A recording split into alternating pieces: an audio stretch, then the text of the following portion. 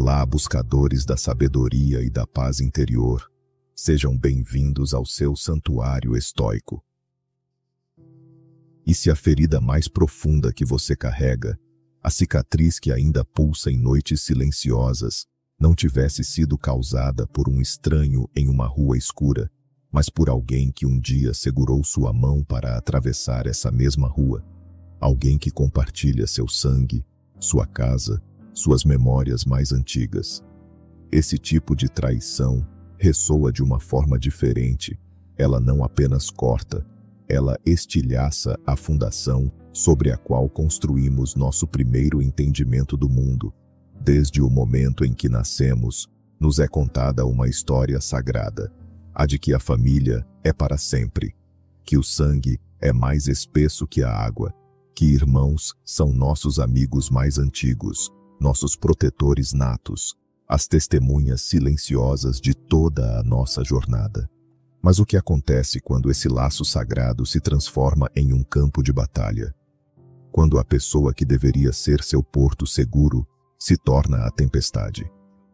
Quando aquele que deveria proteger sua chama assopra silenciosamente, esperando que se apague? A traição entre irmãos é uma das formas mais silenciosas e devastadoras de dor. Você não grita sobre ela em praça pública. Muitas vezes, você nem mesmo fala sobre ela.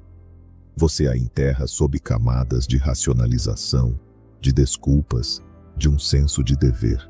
É família, você diz a si mesmo. E assim, você é ensinado a suportar, a perdoar sem limites, a manter uma paz que, na verdade, é apenas a sua própria rendição. Uma paz que custa sua dignidade, seu autorrespeito e, o mais importante, sua tranquilidade interior. Mas a filosofia estoica nos oferece um caminho diferente, um caminho de força, não de amargura. O estoicismo não nos ensina a odiar ou a buscar vingança, pois isso seria entregar o controle da nossa paz interior ao ofensor. Pelo contrário, ele nos ensina a ver as coisas como elas realmente são, despidas das ilusões e das obrigações que nos foram impostas. Ele nos ensina a honrar a nossa própria verdade. Como nos lembra o grande Epicteto, não são os eventos que nos perturbam, mas o nosso julgamento sobre eles. E por vezes, o julgamento correto, a reação correta, não é a reconciliação a qualquer custo, mas sim a remoção estratégica de uma fonte de perturbação da nossa vida. Este vídeo não é um manifesto de ódio, é um guia para a clareza. É sobre dar nome às 7 traições fundamentais por parte de um irmão ou irmã. Traições que, uma vez compreendidas, não devem ser perdoadas no sentido de esquecidas ou toleradas novamente. Não porque você se tornou cruel, mas porque você finalmente aprendeu a se amar o suficiente para parar de sangrar por quem insiste em te cortar. Estas não são falhas comuns, não são erros passageiros, são padrões de comportamento, são venenos administrados em pequenas doses ao longo de anos, que deixam cicatrizes que moldam sua autoestima, seus relacionamentos e seu futuro, e a menos que você as encare com coragem e razão, elas continuarão a definir você. Então, respire fundo. A jornada que faremos hoje é para dentro, para a fortaleza da sua mente. Vamos começar. As 7 traições. As 7 linhas que, uma vez cruzadas, não devem ser apagadas da memória, mas sim transformadas em fronteiras para a sua paz. Traição. Número 1. Minando você pelas costas. A traição nem sempre chega com o estrondo de uma porta batendo. Às vezes, ela se infiltra silenciosamente, como uma corrente de ar frio em uma sala que deveria ser segura. Ela acontece nas sombras, nos sussurros que ecoam por anos, envenenando o poço da sua reputação sem que você perceba. Uma das traições mais dolorosas que um irmão pode cometer é a duplicidade.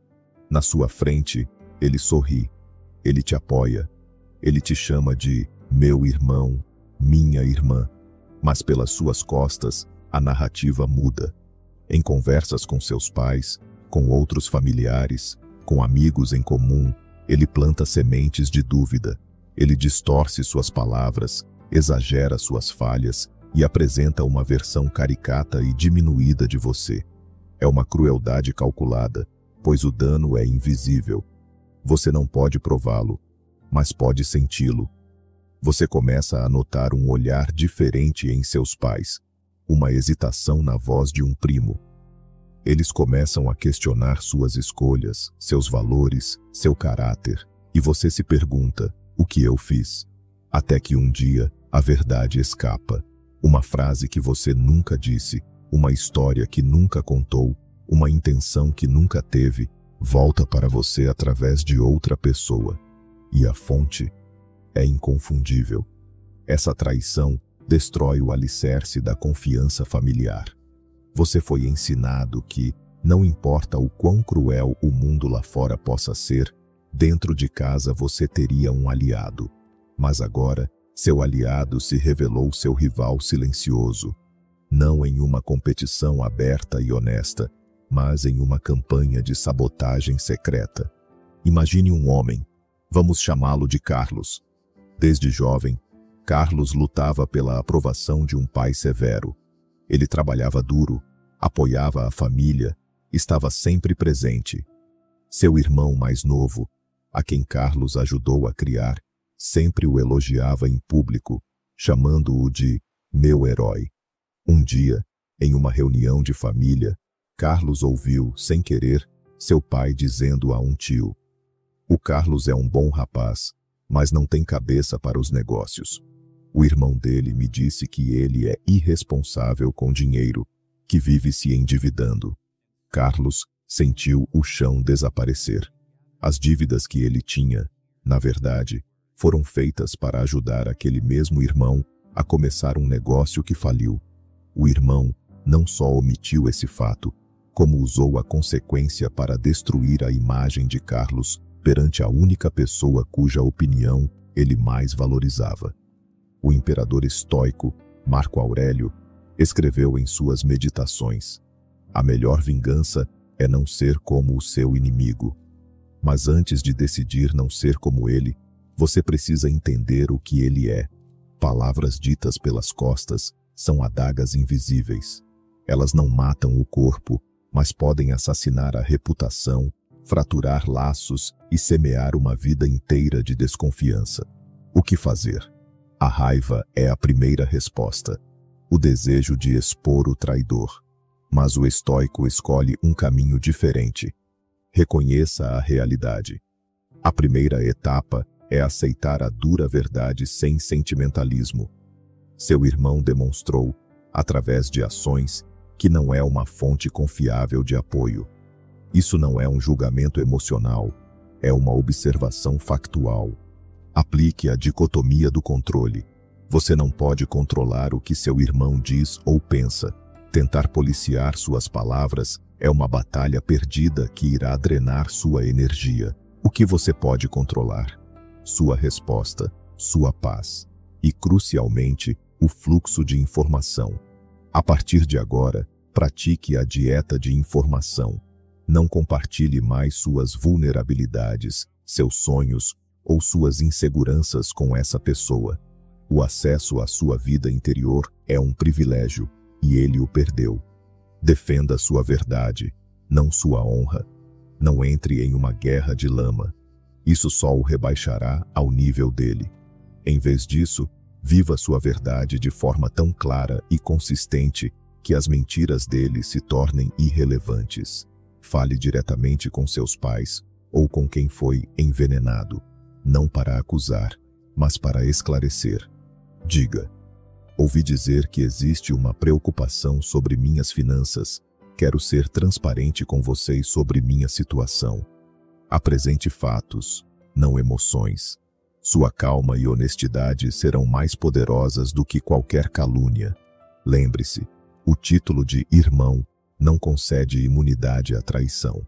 A confiança é conquistada através do caráter, não herdada pelo sangue. O silêncio diante desse tipo de traição não é nobreza, é autonegligência. Você deve proteger sua paz e sua integridade. E às vezes, a melhor forma de proteção é uma porta que, embora não trancada com raiva, permanece firmemente fechada. Traição. Número 2. Sabotando suas conquistas. O sucesso deveria ser um evento comunitário dentro de uma família.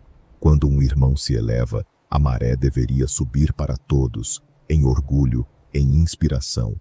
Mas o que acontece quando o seu sucesso se torna uma ameaça para o seu irmão? Quando o seu crescimento projeta uma sombra que expõe a estagnação dele? Uma das traições mais amargas e corrosivas é a de um irmão que não suporta ver você vencer.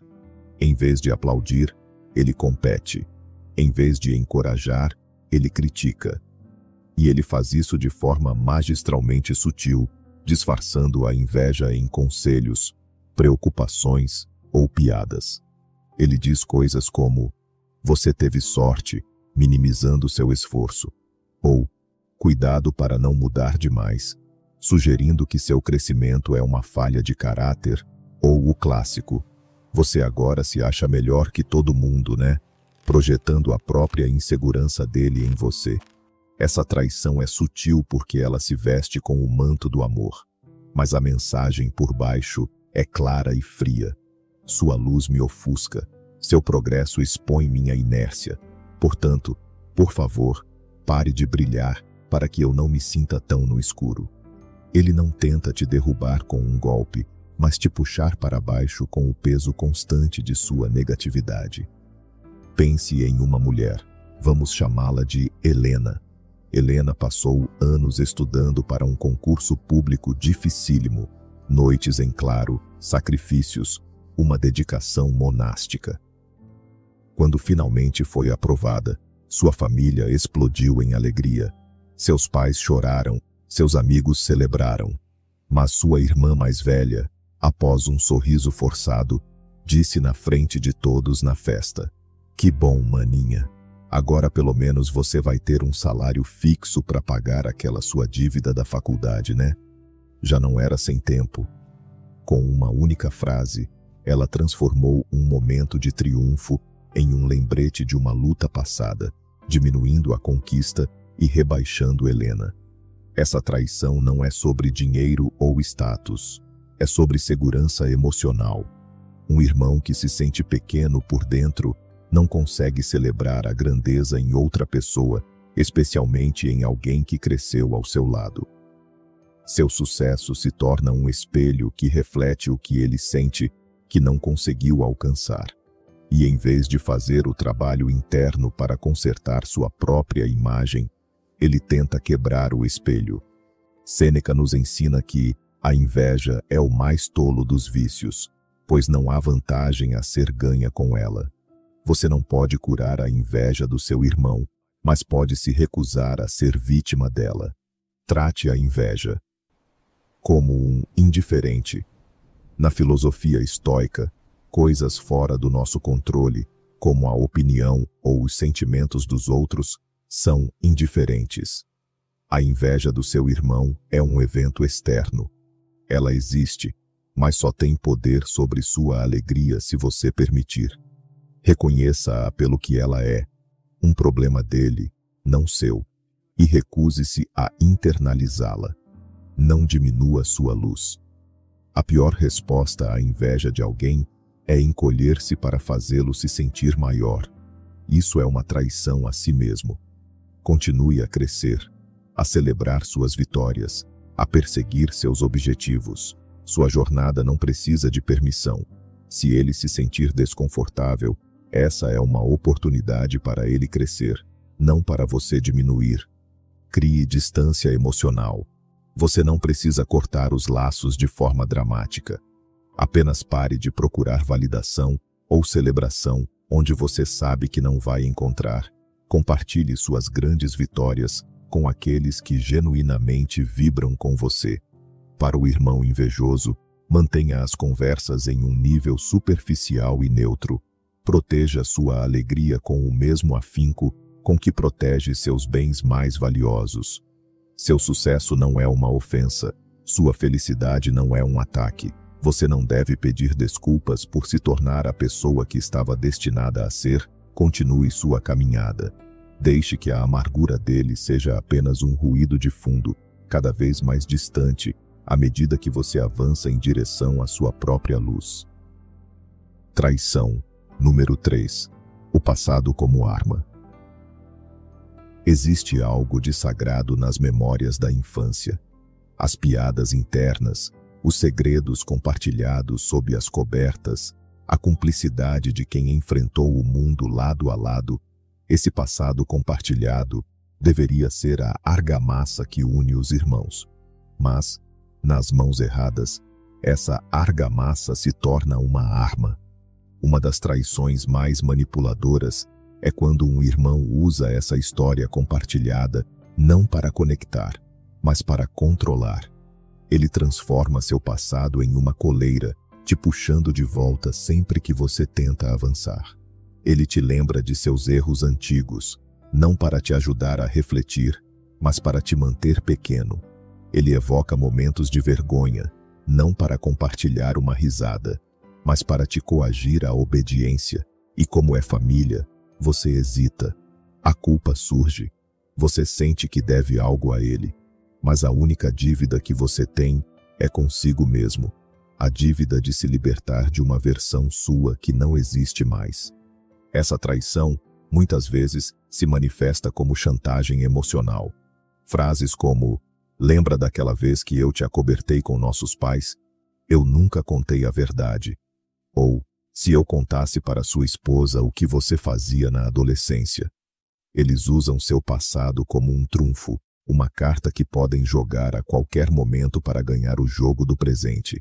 E o pior, fazem isso com um sorriso, fingindo ser apenas uma lembrança nostálgica, coisa de irmão, mas não é. É controle. Imagine Daniel. Após anos de luta, ele finalmente alcançou a sobriedade. Estava reconstruindo sua vida, orgulhoso de sua jornada. Seu irmão mais velho, que conhecia todos os detalhes de seus piores momentos, parecia apoiá-lo. Mas sempre que Daniel estabelecia um limite, ou dizia não a um pedido de dinheiro, o irmão dizia: nossa, você está muito certinho agora. Não parece aquele mesmo Daniel que eu tive que carregar para casa desacordado tantas vezes. Sorte sua que eu estava lá, né? A lembrança não vinha com compaixão, mas com um preço. O irmão mantinha Daniel acorrentado à sua pior versão, para garantir que ele nunca se sentisse digno o suficiente para recusar um pedido. Os estoicos nos ensinam uma verdade libertadora. Nenhum homem pisa no mesmo rio duas vezes, pois não é o mesmo rio e ele não é o mesmo homem. Você tem o direito de evoluir. Declare sua anistia interior. A arma do seu irmão só funciona porque uma parte de você ainda não se perdoou. A primeira etapa é praticar a anistia consigo mesmo. Escreva em um diário ou medite sobre a pessoa que você era. Agradeça as lições, reconheça o crescimento e se liberte da culpa. Quando você faz as pazes com seu passado, ninguém pode mais usá-lo contra você. Ele se torna uma história, não uma sentença. Neutralize a ameaça com transparência. Quando seu irmão usar uma chantagem velada, desarme-o com calma. Se ele disser: se eu contasse para sua esposa, você pode responder com tranquilidade: não se preocupe. Minha esposa já conhece minha história. Não temos segredos sobre isso. Mas me diga, o que você está tentando conseguir ao mencionar isso agora? Isso expõe a manipulação e retira o poder do segredo. Estabeleça uma fronteira verbal clara. Você precisa ensinar às pessoas como te tratar. Quando ele trouxer um erro do passado, diga de forma firme, mas sem raiva: essa pessoa que você está descrevendo não existe mais. Eu cresci e mudei. Se quisermos ter uma relação no presente, precisamos nos focar em quem somos agora. Se ele persistir, encerre a conversa. Não estou disposto a continuar essa conversa. Falamos outra hora. Você não está acorrentado a quem você costumava ser. E qualquer pessoa que use seu passado para manipular seu presente não merece um lugar no seu futuro. Deixe que eles se agarrem às velhas histórias. Você está ocupado demais escrevendo um novo capítulo. Um capítulo definido não pela culpa, mas pelo crescimento. Traição. Número 4. O palco da humilhação. A traição que se esconde nos sussurros é covarde. Mas há uma forma de traição que anseia por uma audiência. Ela não se esconde nas sombras. Ela busca os holofotes, mesmo que a luz que a ilumina seja alimentada pela sua dignidade queimando. Um irmão que o humilha publicamente não está apenas cruzando uma linha. Ele está demolindo a fronteira e ensinando a todos os espectadores que desrespeitar você é aceitável, até mesmo divertido. Ele pega algo privado, uma vulnerabilidade que você confiou a ele em um momento de fraqueza, e a transforma em entretenimento público. Ele conta histórias embaraçosas em jantares de família, zomba dos seus medos na frente de seus amigos, imita seus fracassos para arrancar risadas. E enquanto você encolhe, paralisado pela exposição, ele espera que você ria também. Que você seja um bom esportista, que não seja sensível demais. Manter a paz, eles chamam. Mas essa paz é o silêncio do seu autorrespeito sendo sacrificado no altar do ego dele. Essa humilhação muitas vezes vem mascarada de afeto distorcido. Ele diz: "Ah, eu só estou brincando." Ou, "Você sabe que eu te amo, é só o meu jeito." Mas vamos ser claros, como um estoico deve ser. O amor não busca aplausos à custa da sua dor. O amor não rebaixa para se sentir elevado. Isso não é amor. É uma performance de domínio. Vamos revisitar a história de Laura. Ela estava em um churrasco, apresentando seu novo namorado, alguém por quem nutria um profundo respeito e esperança. Estava nervosa, queria que sua família o visse como ela o via. No meio de uma conversa, seu irmão mais novo, querendo ser o centro das atenções, gritou: "Ei, pessoal, vocês sabiam que a Laura, quando terminou com o ex, passou 3 meses ouvindo música triste e ligando para ele chorando? Ela até fez um perfil falso para stalkear o cara." A mesa explode em risadas. O novo namorado de Laura sorri, sem graça, sem saber como reagir. Laura congela. Aquele período foi um dos mais sombrios de sua vida, um luto que ela compartilhou em confiança com o irmão, buscando consolo. E agora, essa dor era uma piada, uma anedota para animar uma tarde de domingo. Mais tarde, quando ela o confrontou, com a voz trêmula, ele revirou os olhos. "Nossa, Laura, cresce.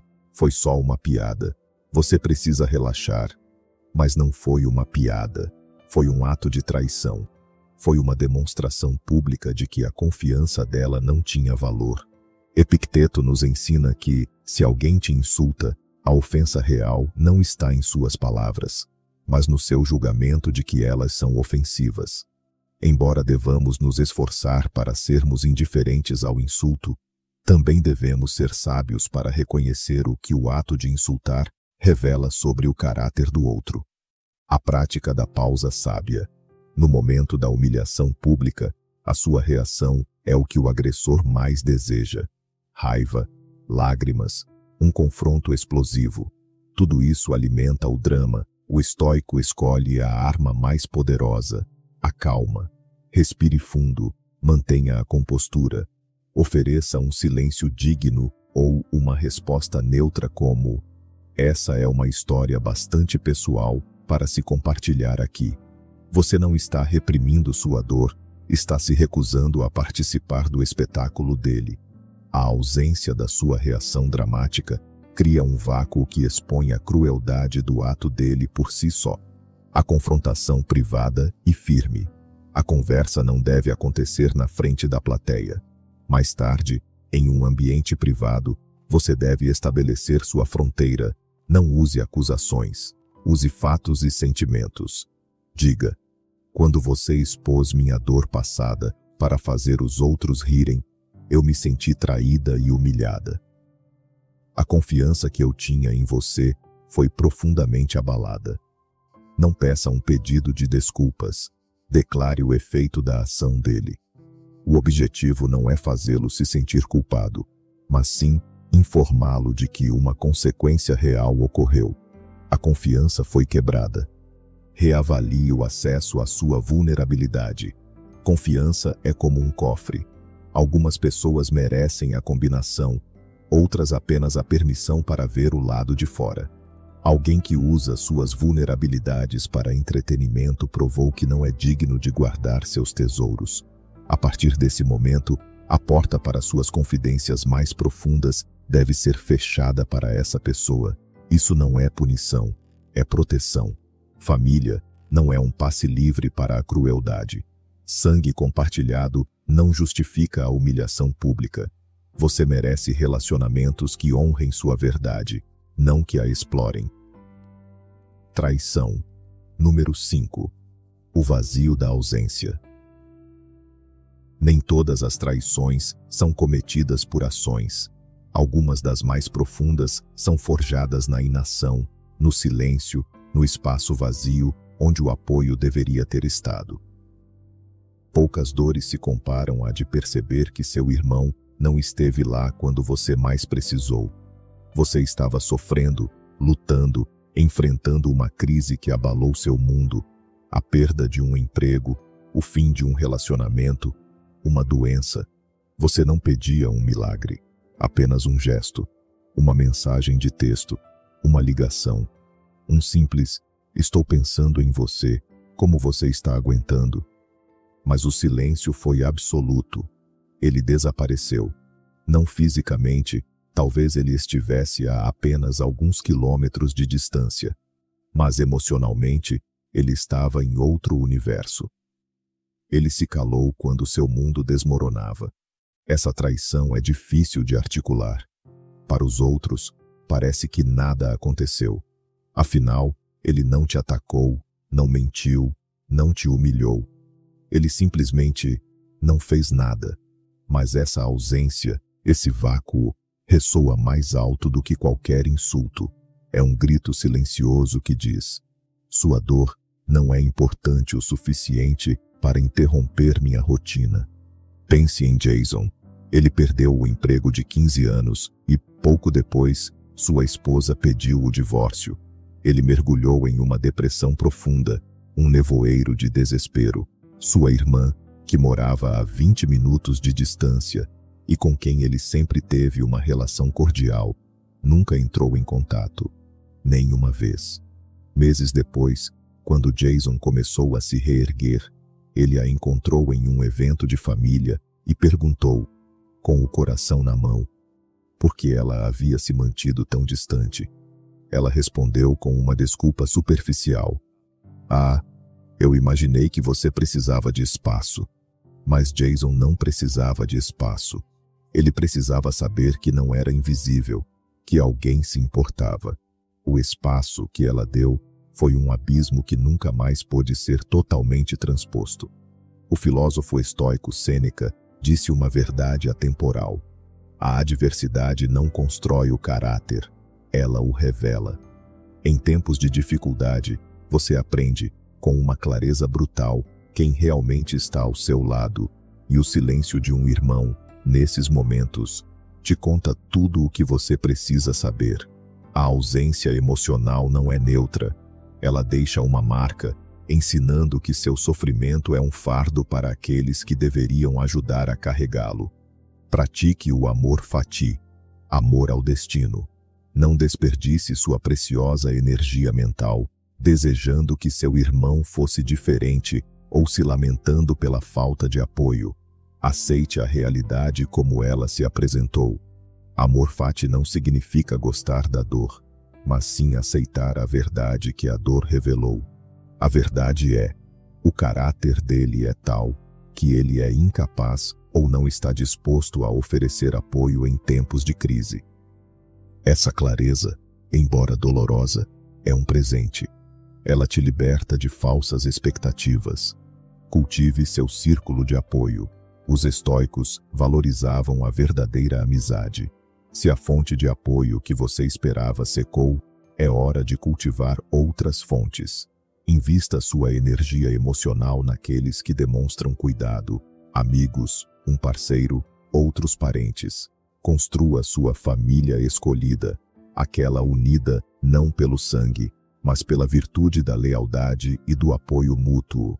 Reforce sua cidadela interior.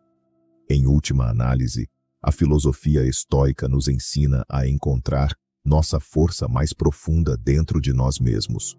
Use essa experiência não para se tornar amargo, mas para se tornar mais autossuficiente.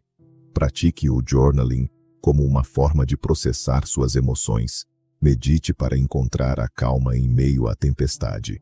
Torne-se seu próprio porto seguro. O apoio dos outros é valioso, mas a sua capacidade de se apoiar é invencível. Não persiga fantasmas emocionais.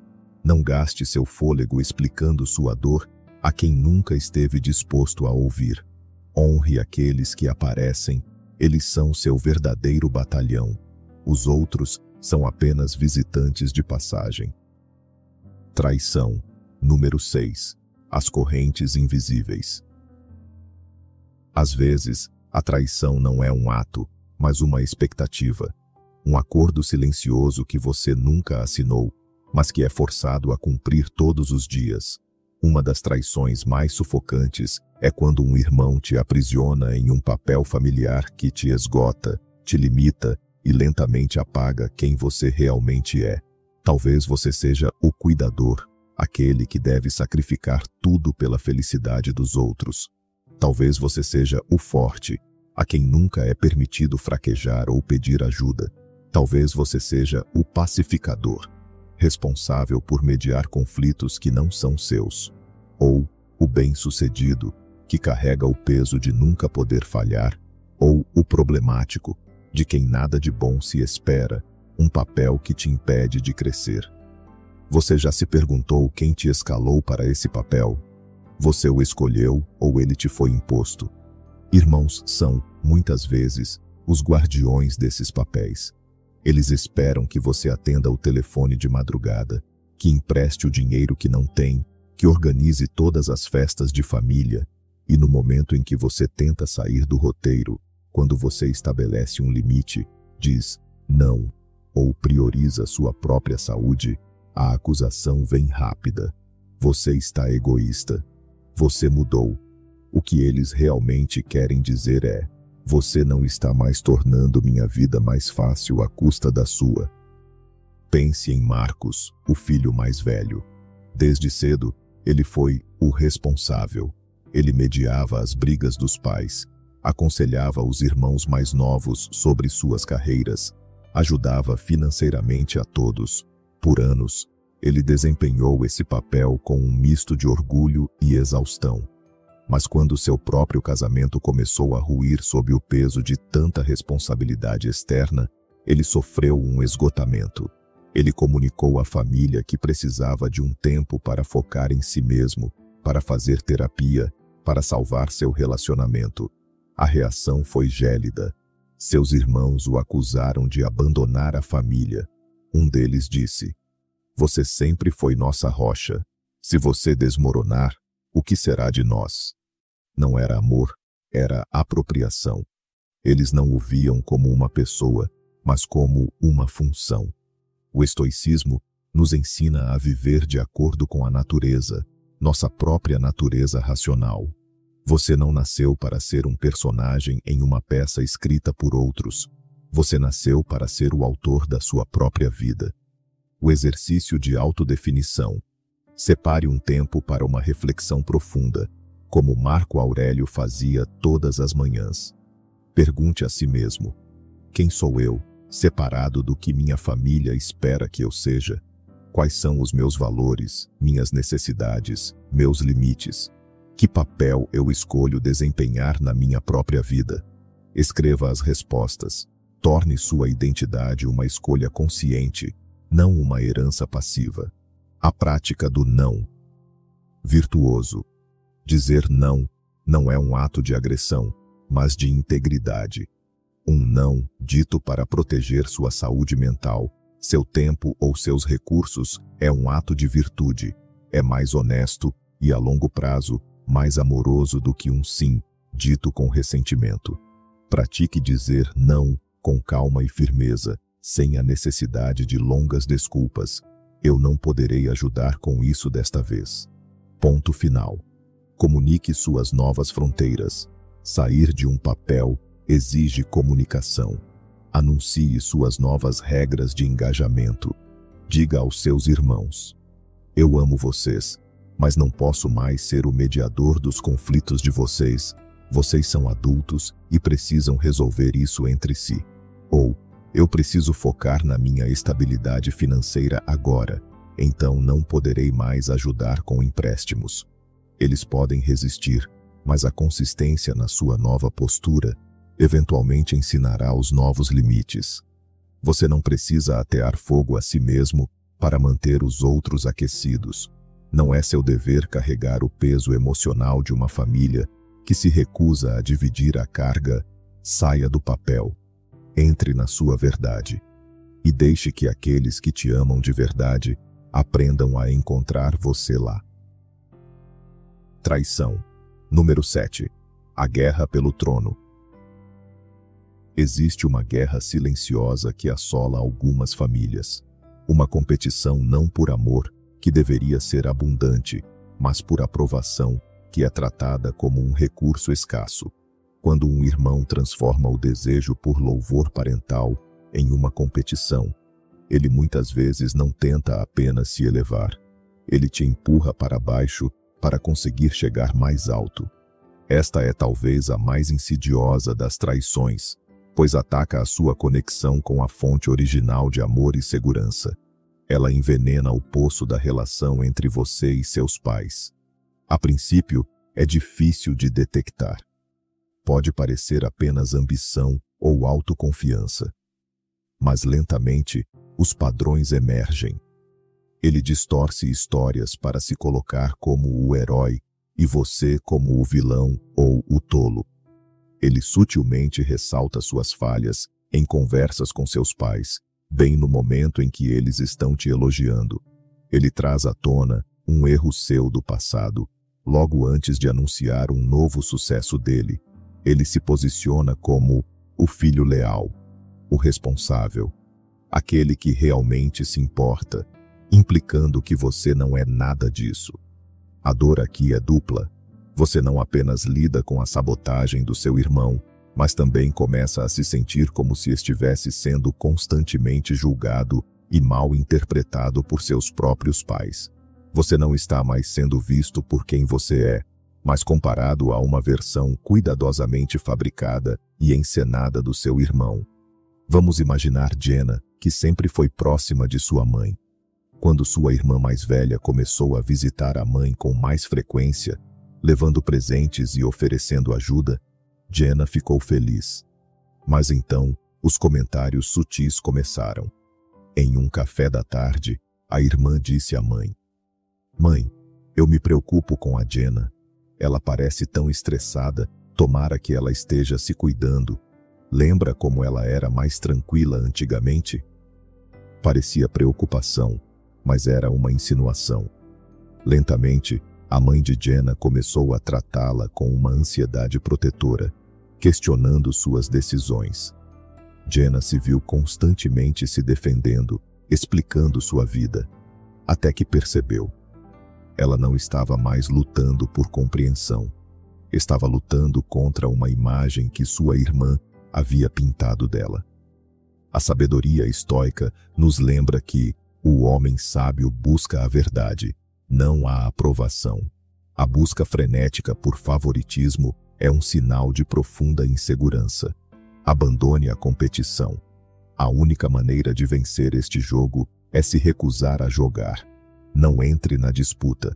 Não tente se defender de cada insinuação ou competir com os gestos do seu irmão. Isso só te arrasta para a arena dele, onde ele dita as regras. Viva sua vida com integridade e deixe que seu caráter seja sua defesa a longo prazo. Foque no que você controla. Você não controla a percepção dos seus pais ou as ações do seu irmão.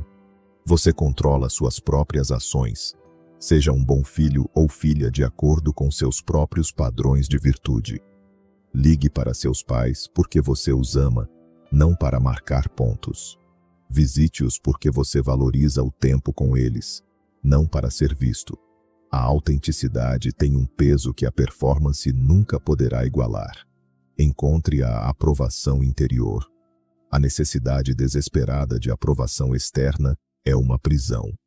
O estoico busca a aprovação do único juiz que importa, sua própria consciência racional. Ao final do dia, pergunte-se: eu agi com justiça, coragem, temperança e sabedoria hoje? Se a resposta for sim, você já tem toda a aprovação de que necessita. Você não precisa ser o favorito, você precisa ser livre. Cultivando o jardim da serenidade. Atravessamos juntos um terreno delicado. Exploramos as sombras de 7 traições, não para nos perdermos na escuridão, mas para compreendermos a natureza da luz e das sombras nas relações humanas. Minar pelas costas, sabotar conquistas, usar o passado como âncora, humilhar publicamente, a ausência em tempos de dor, a prisão dos papéis e a competição pelo afeto. Estas experiências, quando vêm de um irmão, não são apenas feridas. São convites severos à sabedoria. São lições dolorosas que nos forçam a olhar para dentro, para o único lugar onde a verdadeira paz pode ser encontrada: a nossa própria mente. Muitos lhe dirão que o caminho é o do perdão e esquecimento, mas a sabedoria estoica nos oferece uma perspectiva mais profunda e curadora. O perdão, em sua essência mais pura, não é um presente que você dá a quem te feriu. É um ato de limpeza da sua própria casa interior. O ressentimento, a mágoa, a raiva, são pedras que você carrega nos bolsos. A outra pessoa segue seu caminho, enquanto você arca com o peso. Perdoar é simplesmente a decisão sábia de esvaziar os bolsos e caminhar mais leve. Não tem a ver com o outro, tem a ver com a sua liberdade. E essa liberdade interior nos permite compreender outra verdade: a diferença entre perdoar e permitir. Perdoar é soltar a amargura. Permitir é continuar oferecendo a mão para quem insiste em feri-la. A sabedoria não está em construir muros de raiva, mas em cuidar do seu jardim. Você não odeia as ervas daninhas, você simplesmente as remove com calma, para que as flores possam crescer. Da mesma forma, você pode olhar para seu irmão com compreensão, talvez até com compaixão pela insegurança ou dor que o leva a agir de tal maneira, e ainda assim, com a mesma calma, reconhecer que a presença dele, da forma como se apresenta, não nutre o seu jardim. Estabelecer distância não é um ato de vingança, é um ato de cultivo. É a decisão consciente de proteger seu espaço interior para que a serenidade, a virtude e a alegria possam florescer. O imperador Marco Aurélio nos lembra: a tranquilidade que você busca não está em nenhum outro lugar senão em sua própria mente. A jornada que descrevemos hoje não é sobre mudar seu irmão, é sobre reivindicar a soberania sobre seu próprio estado interior. Você não escolheu sua família de origem, é verdade, mas a cada dia, a cada momento, você escolhe os pensamentos que irá nutrir, as emoções às quais dará espaço e as influências que permitirão perto do seu centro. Essa é a sua maior e mais nobre liberdade. E é nesse espírito de partilha serena que eu o convido. Se você se sentir à vontade, compartilhe nos comentários, não a sua dor, mas a sua sabedoria. Que pérola de entendimento você encontrou em sua própria jornada? Sua reflexão pode ser a luz que guiará outro navegante em águas turbulentas. Se esta conversa lhe trouxe um momento de clareza, honre esse sentimento curtindo o vídeo, e se inscrevendo para continuarmos a explorar juntos os caminhos da filosofia estoica. Lembre-se, você merece conexões que espelhem a paz que você busca cultivar. A dignidade não é negociável. A verdadeira força não reside em suportar o sofrimento indefinidamente, mas em ter a sabedoria para reconhecer o que perturba a sua alma e a coragem tranquila para escolher um caminho diferente. A paz não é algo que se exige do mundo exterior. É a ordem que estabelecemos dentro de nós mesmos. E essa harmonia interior é o bem mais precioso que possuímos. Cuide bem dela.